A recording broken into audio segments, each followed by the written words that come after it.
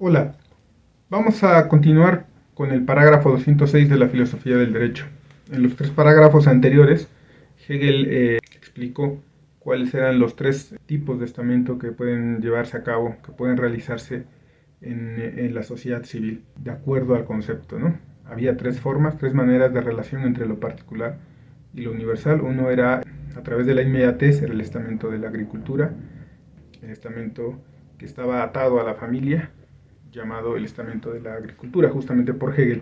El segundo tipo, o la segunda manera, era de forma reflexiva, y por eso le llamó estamento de la reflexión, que es básicamente el estamento de los productores independientes, ya sea en la moderna fábrica capitalista como en la manufactura o las artesanías, ¿no? Y que incluyen también al comercio. Se requiere siempre del otro para poder satisfacer las necesidades propias y que el otro haga lo mismo, ¿no? Por eso era el de la reflexión. Y la tercera manera era el estamento de la universalidad, que aunque que era una manera en la cual los particulares pueden, más bien teniendo aún teniendo aún la necesidad, valga la redundancia, de satisfacer sus propios fines, tienen que elevarse, saber elevarse y colocarse en el momento, en el ámbito de la universalidad. Estos tres estamentos, habíamos dicho, o el estamento en general, la idea de estamento, implica que no hay individuos atomizados, sino que se pueden organizar, se pueden pensar, digamos, con cierta lógica, cómo es que hay algo en común entre ellos, ¿no? Habíamos dicho también que Hegel se cuidaba de explicar por qué estos estamentos no se identificaban con los estamentos, por ejemplo, de la Edad Media o de la Antigüedad. En este parágrafo 206, Hegel va a explicar esa diferencia de manera más consistente, ¿no? Este parágrafo se podría decir que trata sobre el elemento particular que está en juego a la hora de que el individuo elija a qué estamento pertenecer, a pesar de que hay elementos que están fuera de su alcance, que no controla, por ejemplo, el nacimiento, las condiciones económicas, etc. Y esto es importante porque el hecho de que el individuo pueda o tenga el derecho de decidir a qué estamento pertenece es lo que cambia todo de esta concepción estamental de las formas antiguas, y Hegel va a añadir aquí también de las formas orientales, por así decirlo, ¿no? Bueno, entonces vamos a empezar a leer el párrafo, ¿no? Hegel escribe, el estamento, como particularidad que llega a ser objetiva, ella misma, por una parte, se divide así, según el concepto, o de acuerdo al concepto, en sus diferenciaciones universales, que es lo que decíamos hace un momento, ¿no? No es accidental el hecho de que haya tres estamentos.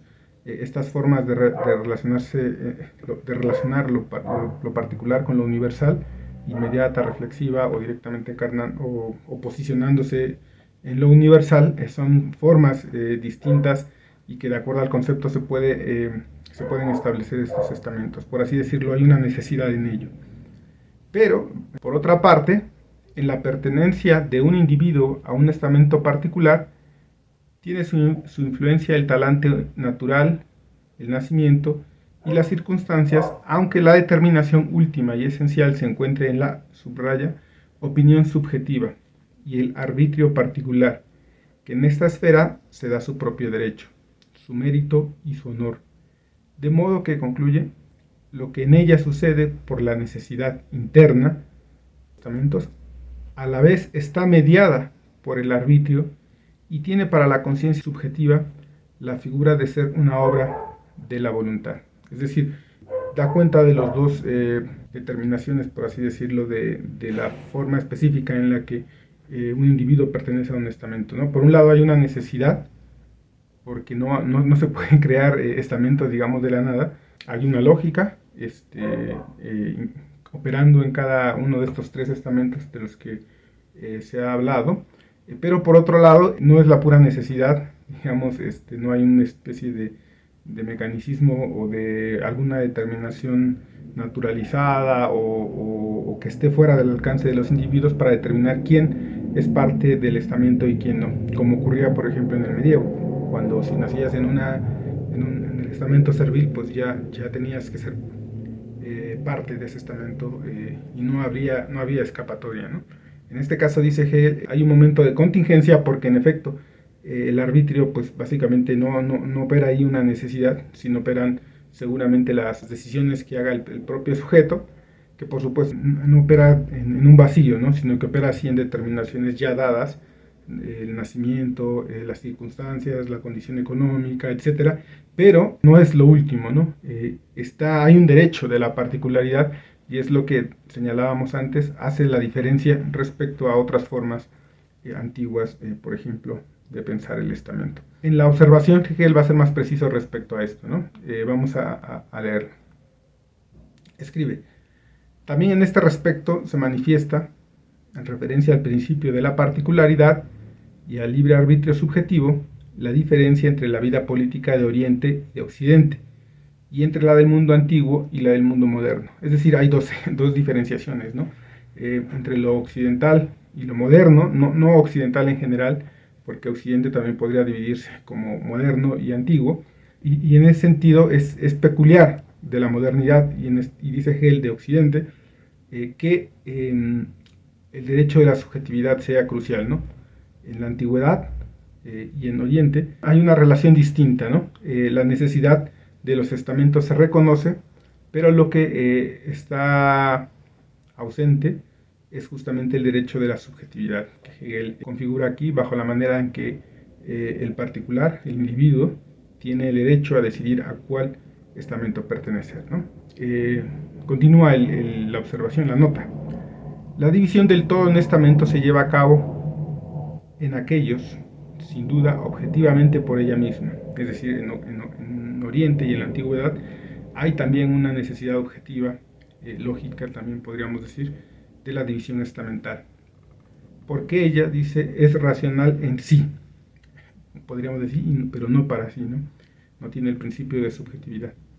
Pero, continúa Hegel, el principio de la particularidad subjetiva no obtiene al mismo tiempo en ella su derecho, puesto que, por ejemplo, la asignación de los individuos a los estamentos está confiada a los gobernantes, y da un ejemplo de la antigüedad occidental, ¿no? Como en el estado platónico, ¿no?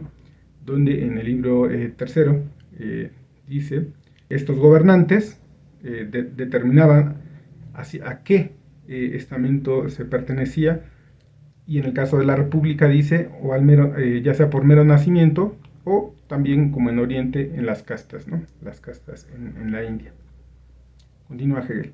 Al no ser admitida en la organización del todo y reconciliada en él, la particularidad subjetiva, que de todos modos aparece como un momento esencial, se muestra como algo hostil y como corrupción del orden social, bien como destructora de este orden, así en los estados griegos y en la República Romana, o bien si este orden se mantiene por poseer el poder o por una autoridad religiosa, como corrupción interna y degradación completa, tal como ocurrió en cierta medida entre los lacedemonios y, como es el caso ahora de forma más completa, entre los hindús.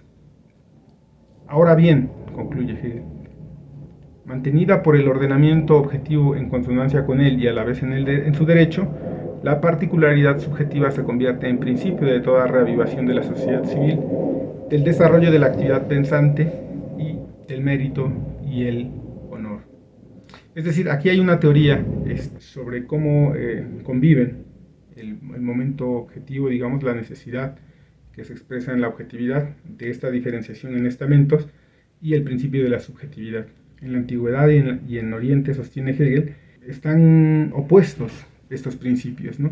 Porque si bien es cierto que esta división objetiva se presenta como absolutamente necesaria, también es así que opera de manera rígida estas diferencias estamentales, el principio de la subjetividad no está del todo ausente, ¿no? No es que no exista, dice Hegel, ahí está, pero cuando aparece introduce una disonancia, introduce un desequilibrio, y por eso o una de dos, o es sofocado, o ese principio de subjetividad, o corrompe el orden social estamental de esa sociedad antigua, ¿no? O de esa organización política antigua. Por eso hay un mérito en la modernidad, dice Hegel, porque en cierto modo se está conciliando esos dos principios, ¿no? El principio necesario, objetivo, y el principio subjetivo, contingente, ¿no?, de la elección del individuo para decidir en qué estamento se va a realizar, ¿no? Es interesante porque ahí es donde habría una especie de movimiento propio de la modernidad que busca realizar al mismo tiempo los dos, ¿no? Ni una auténtica y pura predominancia de la subjetividad, ni tampoco de la objetividad, ¿no?, sino que tiene que haber una manera en la que ambos persistan y no es que uno esté supeditado al otro, sino que operan con distintas lógicas, ¿no? La objetividad y necesidad y la contingencia y la subjetividad del arbitrio del individuo, ¿no? Los dos no disputándose su presencia, sino operando de distinta manera al mismo tiempo, ¿no? Concluye la observación con esto, ¿no? Hegel escribe: el reconocimiento y el derecho de lo que es necesario por la razón en la sociedad civil y en el Estado ocurre al mismo tiempo, dice, mediado por el arbitrio. Es decir, el arbitrio, la contingencia, la subjetividad, sería la mediación para que la sociedad civil moderna, con su necesidad, con sus diferencias estamentales necesarias, se realice, ¿no? Por eso dice que esa es la determinación más próxima de lo que se llama libertad, sobre todo en la representación general, y nos remite al parágrafo 121. Como se ve acá en este parágrafo, Hegel explicita que esta idea que él ha estado presentándonos, la idea del estamento, es completamente distinta. Ratificó esta idea de la forma estamental antigua, ¿no?, y de la forma estamental oriental, ¿no? Acá vemos que es otra cosa, es una relación que él considera que es necesaria. Por supuesto que acá habría que ver más bien que lo que han prevalecido, por lo menos tanto en filosofía como en algunas teorías también económicas, es más bien la idea de clase y no la idea de estamento. Pero de todas formas creo que es importante notar que lo que está en juego con la idea de estamento no es una especie de nostalgia por la idea de los estamentos, sino lo que considera que es una forma diferenciada de relacionar lo particular con lo universal. Con esto concluimos este parágrafo y nos vemos para el siguiente, que es el parágrafo 207, donde va a Hegel intentar mostrar la forma en que la pertenencia a un estamento produce también un enriquecimiento de la particularidad, ¿no? Ya no una particularidad abstracta, sino una particularidad que ya va a tener un contenido, ¿no? Eso sería todo para este parágrafo.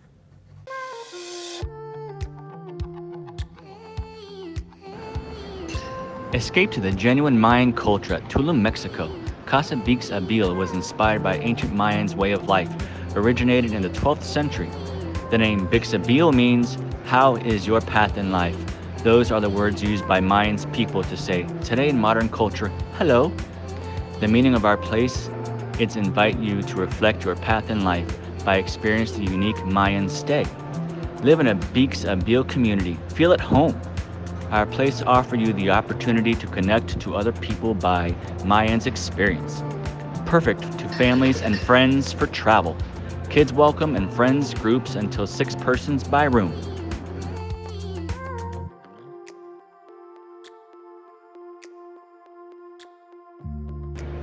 Enjoy our common amenities: community kitchen, breakfast area, rooftop bar, co-working area, restroom, free bikes, and a wonderful pool.